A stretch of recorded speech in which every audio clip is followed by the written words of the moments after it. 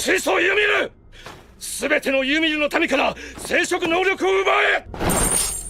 先をに父親の記憶からどんな未来の景色を見たか知らないが、お前は全てを見たわけじゃないんだろ。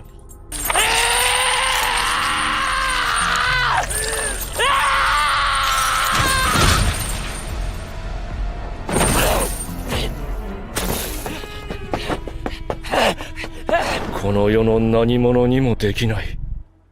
俺がこの世を終わらせてやる。俺に力を貸せ。エレン、やめろ。何をする気だ。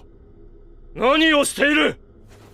ユミル、俺の命令に従え。お前は奴隷じゃない。神でもない。ただの人だ。誰にも従わなくていい。お前が決めていい。決めるのはお前だ。お前が選べ。全てのユミルの民から。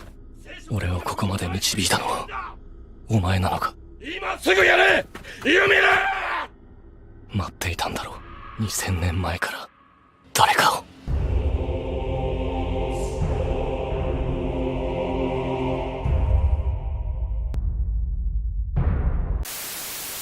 Hey guys, Morpheus Christus here. This video will be an AI reading of an essay titled American Civilization, written by Julius Evola in the year of 1945. For those unfamiliar with his work, he was a traditionalist author and philosopher based in Italy. He is renowned for his unfiltered critiques of modern society, with a peculiar emphasis on the American empire. He believed that the cause of civilizational decline was directly correlated with the abandonment of traditional religion and spirituality. While I don't agree with all of his positions, such as his views towards women, I still strongly resonate with his erudite critiques and observations. With that said, here is American Civilization by Julius Evola. American Civilization. The recently deceased John Dewey was applauded by the American press as the most representative figure of American civilization. This is quite right. His theories are entirely representative of the vision of man and life, which is the premise of Americanism and its democracy. The essence of such theories is this, that everyone can become what he wants to, within the limits of the technological means at his disposal. Equally, a person is not what he is from his true nature, and there is no real difference between people, only differences in qualifications. According to this theory, anyone can be anyone he wants to be if he knows how to train himself. This is obviously the case with the self-made man. In a society which has lost all sense of tradition, the notion of personal aggrandizement will extend into every aspect of human existence, reinforcing the egalitarian doctrine of pure democracy. If the basis of such ideas is accepted, then all natural diversity has to be abandoned. Each person can presume to possess the potential of everyone else, and the terms superior and inferior lose their meaning. Every notion of distance and respect loses meaning. All lifestyles are open to all. To all organic conceptions of life, Americans oppose a mechanistic conception. In a society which has started from scratch, everything has the characteristic of being fabricated. In American society, appearances are masks, not faces. At the same time, proponents of the American way of life are hostile to personality. The Americans' open-mindedness, which is sometimes cited in their favor, is the other side of their interior formlessness. The same goes for their individualism. Individualism and personality are not the same. The one belongs to the formless world of quantity, the other to the world of quality and hierarchy. The Americans are the living refutation of the Cartesian axiom, I think, therefore I am. Americans do not think, yet they are. The American mind, puerile and primitive, lacks characteristic form and is therefore open to every kind of standardization. In a superior civilization, as, for example, that of the Indo-Aryans, the being who is without a characteristic form or caste, in the original meaning of the word, not even that of servant or Shudra, would emerge as a pariah. In this respect, America is a society of pariahs. There is a role for pariahs. It is to be subjected to beings whose form and internal laws are precisely defined. Instead, the modern pariahs seek to become dominant themselves and to exercise their dominion over all the world. There is a popular notion about the United States that it is a young nation with a great future before it. Apparent American defects are then described as the faults of youth or growing pains. It is not difficult to see that the myth of progress plays a large part in this judgment. According to the idea that everything new is good, America has a privileged role to play among civilized nations. In the First World War, the United States intervened in the role of the civilized world par excellence. The most evolved nation had not only a right but a duty to interfere in the destinies of other peoples. The structure of history is, however, cyclical, not evolutionary. It is far from being the case that the most recent civilizations are necessarily superior. They may be, in fact, senile and decadent. There is a necessary correspondence between the most advanced stages of a historical cycle and the most primitive. America is the final stage of modern Europe. Guénon called the United States the Far West, in the novel sense that the United States represents the reductio ad absurdum of the negative and the most senile aspects of Western civilization. What in Europe exist in diluted form are magnified and concentrated in the United States, whereby they are revealed as the symptoms of disintegration and cultural and human regression. The American mentality can only be interpreted as an example of regression, which shows itself in the mental atrophy towards all higher interests and incomprehension of higher sensibility. The American mind has limited horizons, one conscribed to everything which is immediate and simplistic, with the inevitable consequence that everything is made banal, basic, and leveled down until it is deprived of all spiritual life. Life itself, in American terms, is entirely mechanistic. The sense of I in America belongs entirely to the physical level of existence. The typical American neither has spiritual dilemmas nor complications. He is a natural joiner and conformist. The primitive American mind can only superficially be compared to a young mind. The American mind is a feature of the regressive society to which I have already referred. American morality, the much vaunted sex appeal of American women, is drawn from films, reviews, and pin-ups, and is in large print fictitious. A recent medical survey in the United States showed that 75% of young American women are without strong sexual feeling, and instead of satisfying their libido, they seek pleasure narcissistically in exhibitionism, vanity, and the cult of fitness and health in a sterile sense. American girls have no hang-ups about sex. They are easygoing for the man who sees the whole sexual process as something in isolation, thereby making it uninteresting and matter-of-fact, which, at such a level, it is meant to be. Thus, after she has been taken to the cinema or a dance, it is something like American good manners for the girl to let herself be kissed. This doesn't mean anything. American women are characteristically frigid and materialistic. The man who has his way with an American girl is under a material obligation to her. The woman has granted a material favor. In cases of divorce, American law overwhelmingly favors the woman. American women will divorce readily enough when they see a better bargain. It is frequently the case in America that a woman will be married to one man but already engaged to a future husband, the man she plans to marry after a profitable divorce. Our American media, Americanization in Europe is widespread and evident. In Italy, it is a phenomenon which is rapidly developing in these post-war years and is considered by most people, if not enthusiastically, at least as something natural. Some time ago I wrote that of the two great dangers confronting Europe, Americanism and communism, the first is the more insidious. Communism cannot be a danger other than in the brutal and catastrophic form of a direct seizure of power by communists.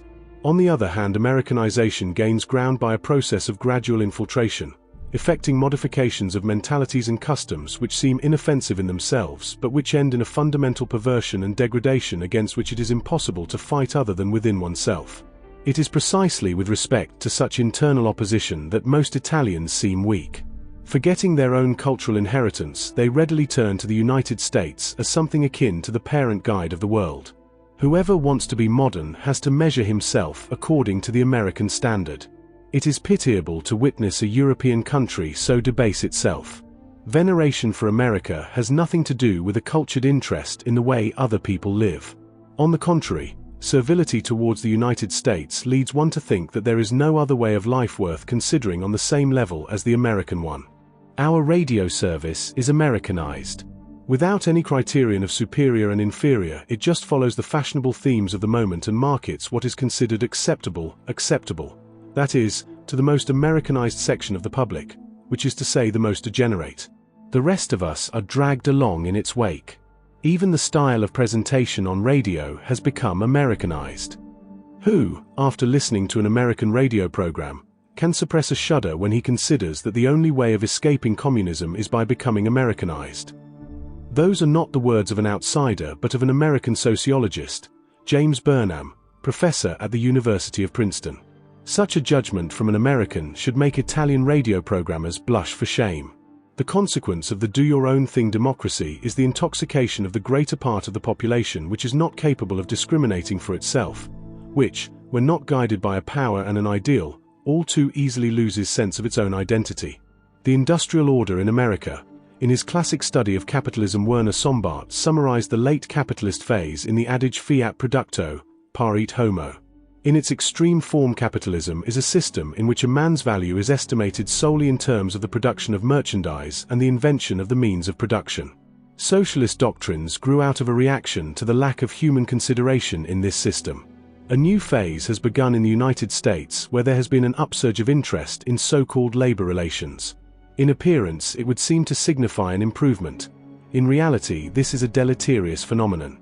The entrepreneurs and employers have come to realize the importance of the human factor in a productive economy, and that it is a mistake to ignore the individual involved in industry, his motives, his feelings, his working day life. Thus, a whole school of study of human relations in industry has grown up, based on behaviorism. Studies like Human Relations in Industry by B. Gardner and G. Moore have supplied a minute analysis of the behavior of employees and their motivations with the precise aim of defining the best means to obviate all factors that can hinder the maximization of production. Some studies certainly don't come from the shop floor but from the management, abetted by specialists from various colleges. The sociological investigations go as far as analyzing the employee's social ambience. This kind of study has a practical purpose. The maintenance of the psychological contentment of the employee is as important as the physical. In cases in which a worker is tied to a monotonous job which doesn't demand a great deal of concentration, the studies will draw attention to the danger that his mind may tend to wander in a way that may eventually reflect badly on his attitude towards the job. The private lives of employees are not forgotten, hence the increase in so-called personnel counseling. Specialists are called in to dispel anxiety, psychological disturbances, and non-adaptation complexes, even to the point of giving advice in relation to the most personal matters. A frankly psychoanalytic technique, and one much used, is to make the subject talk freely and put the results obtainable by this catharsis into relief. None of this is concerned with the spiritual betterment of human beings or any real human problems, such as a European would understand them in this age of economics. On the other side of the Iron Curtain, man is treated as a beast of burden, and his obedience is maintained by terror and famine. In the United States, man is also seen as just a factor of labor and consumption, and no aspect of his interior life is neglected, and every factor of his existence is drawn to the same end. In the land of the free, through every medium, man is told he has reached a degree of happiness hitherto undreamed of. He forgets who he is, where he came from, and basks in the present. American democracy in industry. There is a significant and growing discrepancy in the United States between the shibboleths of the prevailing political ideology and the effective economic structures of the nation. A large part of studies of the subject is played by the morphology of business. Studies corroborate the impression that American business is a long way from the type of organization which corresponds to the democratic ideal of US propaganda. American businesses have a pyramid structure. They constitute at the top an articulate hierarchy. The big businesses are run in the same way as government ministries and are organized along similar lines. They have coordinating and controlling bodies which separate the business leaders from the mass of employees. Rather than becoming more flexible in a social sense, the managerial elite Burnham is becoming more autocratic than ever, something not unrelated to American foreign policy. This is the end of yet another American illusion. America, the land of opportunity, where every possibility is there for the person who can grasp it, a land where anyone can rise from rags to riches. At first there was the open frontier for all to ride out across. That closed, and the new open frontier was the sky, the limitless potential of industry and commerce. As Gardner, Moore, and many others have shown, this too is no longer limitless, and the opportunities are thinning out. Given the ever-increasing specialization of labor in the productive process and the increasing emphasis on qualifications, what used to seem obvious to Americans, that their children would go further than they would, is for many people no longer obvious at all. Thus it is that in the so-called political democracy of the United States, the force and the power in the land, that is to say the industry and the economy, are becoming ever more self-evidently undemocratic. The problem then is, Should reality be made to fit ideology, or vice versa? Until recently, the overwhelming demand has been for the former course of action. The cry goes out for a return to the real America of unfettered enterprise and the individual free of central government control. Nevertheless, there are also those who would prefer to limit democracy in order to adapt political theory to commercial reality. If the mask of American democracy were thereby removed, it would become clear to what extent democracy in America and elsewhere is only the instrument of an oligarchy which pursues a method of indirect action, assuring the possibility of abuse and deception on a large scale of those many who accept a hierarchical system because they think it is justly such. This dilemma of democracy in the United States may one day give place to some interesting developments.